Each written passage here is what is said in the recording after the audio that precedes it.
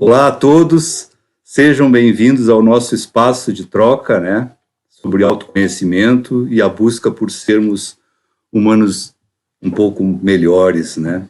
Aqui nesse espaço a gente não aborda previsões astrológicas e você pode interagir escrevendo nos comentários aí, sugerindo temas, dando sugestões, comentando sobre o que a gente fala aqui, né. Não se esqueça de ativar o sininho aí e se inscrever no nosso canal.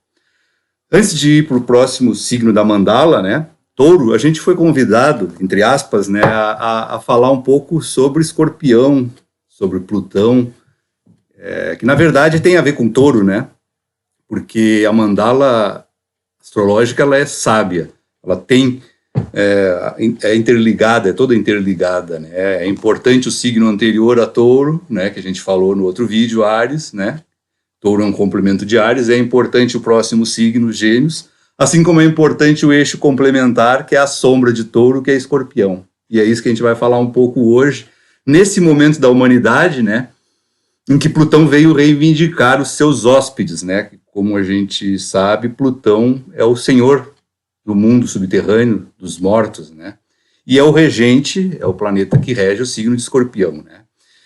Então, como a gente falou aqui no início, sobre ser um pouco humano melhor, né? A gente vai falar um pouco sobre a nossa ida até a Índia, né? Também para buscar ser humano um pouco melhor, né? A gente teve a oportunidade de estar na Índia fazendo uma formação em psicologia transpessoal tibetana. E isso nos fez entrar em contato com a cultura budista, né? E Buda tem a ver com Touro. É isso que a gente vai conversar. Antes de falar da morte, a gente vai falar de Buda. E depois a gente encerra falando da morte, né? Buda, né, foi um ser humano que alcançou o maior grau de evolução, né? E ele representa, junto com outros mestres ascensionados, né, o símbolo de evolução humana, né? E o que nos chamou a atenção lá na Índia é porque Buda nasceu na Índia, mas houve um momento da história que o budismo praticamente desapareceu da Índia. E quem preservou a cultura do budismo foram os tibetanos, no Tibete original, na China, né? E lá foi preservado e ele conseguiu retornar para a Índia muito timidamente através dos tibetanos. Hoje, na Índia, olhando de fora, parece que Buda é unanimidade na Índia, o budismo é unanimidade, mas não, na verdade, a unanimidade do budismo na Índia são em duas cidades, Bodh Gaya, onde ele se iluminou, que é no sul, e em Dharamsala, onde a gente fez a nossa formação, que fica no norte, na divisa com a China, nos Himalaias, que foi a cidade que acolheu sua santidade Dalai Lama, e ajudou a preservar a cultura tibetana, porque o Tibete original na China, ele teve 90% da sua história apagada pelos chineses, né? Bom, feito esse parênteses, né, a gente fala da tradição, o que nos foi passado pelos antigos videntes, pelos antigos astrólogos, né, que Buda teria nascido, que Buda teria se iluminado e teria morrido durante a fase Touro da experiência humana, entendeu? Quando o Sol estava em Touro, né, que é tradicionalmente de 21 de abril a 21 de maio. E quando ele estava encarnado, supostamente ele teria assumido um compromisso com a humanidade, com nosso planeta Terra, com a nossa humanidade encarnada, né, de manter contato, né, com nós e com os seres aqui que habitam, né, na lua cheia de Touro. Isso é bem importante, isso aí. Então, a lua cheia de Touro passou a ser uma das datas mais importantes e comemorada do calendário oriental. Inclusive, em muitas regiões da Ásia, o dia da lua cheia de Touro, que esse ano aconteceu no dia 27 de abril, é feriado.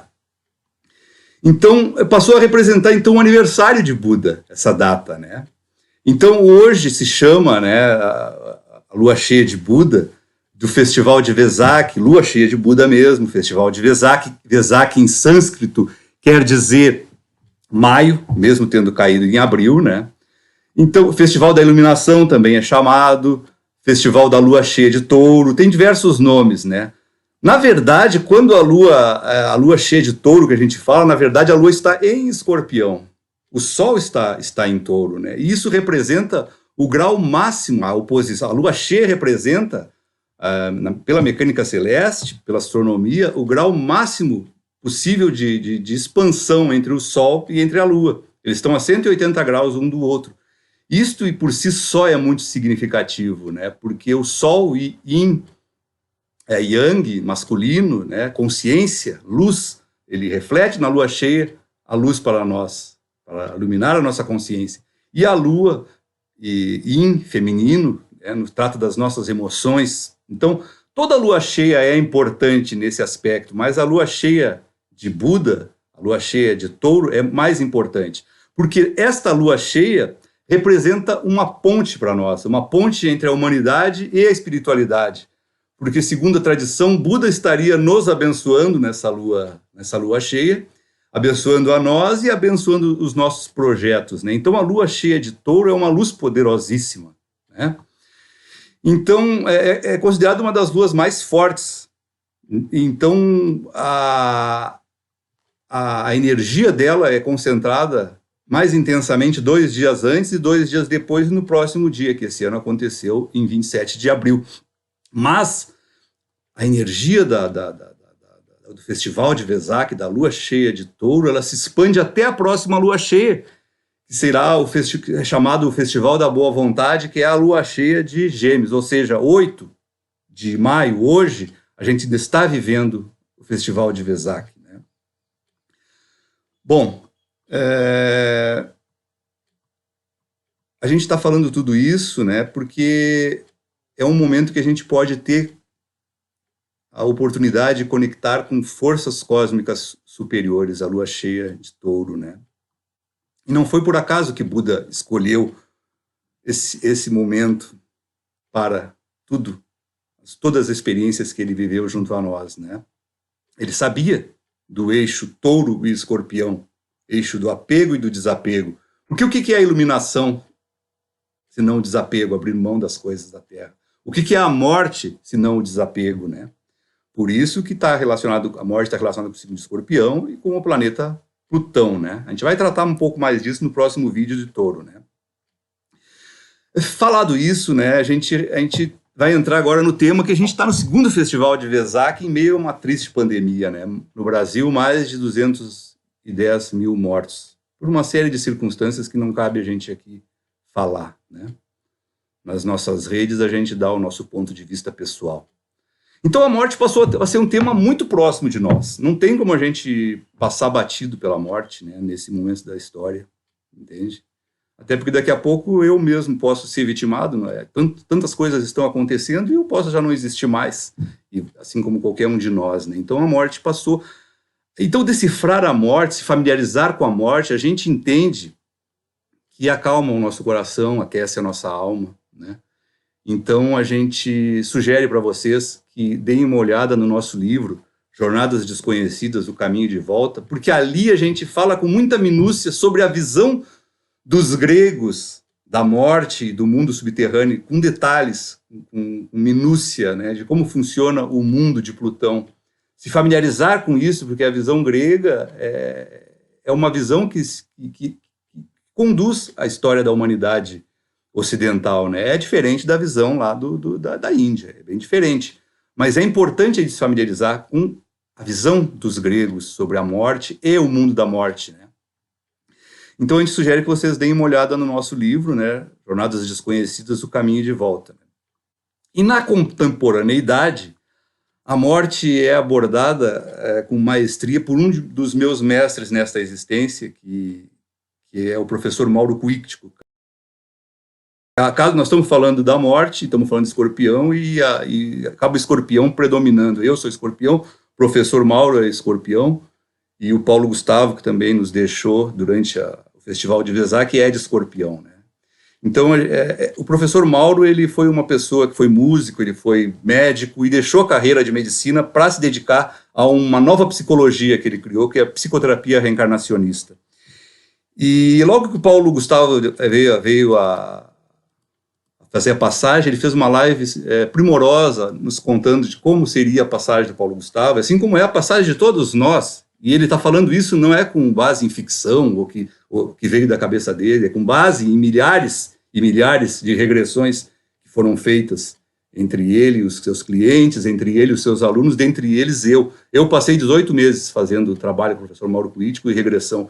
Então, tudo que for do professor Mauro Político, a gente recomenda ler os livros, ver as lives, principalmente neste momento que a gente está vivendo, né? Porque isso nos acalma e nos faz entender muita coisa, né? Então, e aí a gente parte para a questão da pandemia em si, né? A questão de quem é que foi essencial nessa pandemia, quem é que está sendo essencial nessa pandemia, né? Os profissionais de saúde, os professores, todas as pessoas periféricas também do mundo da saúde, o pessoal da limpeza, do transporte, telefonia, água, todo esse pessoal, né? Agricultores, comerciantes, seguranças, enfim. Mas a gente vai falar especificamente aqui sobre a questão do... Eu queria fazer um parênteses da questão dos professores. Na primeira parte da pandemia, eu morava ao lado de um professor de educação física da periferia. Todo dia, à tarde, eu ouvia aquele cara se esganiçando na sacada, dando aula online para os seus alunos.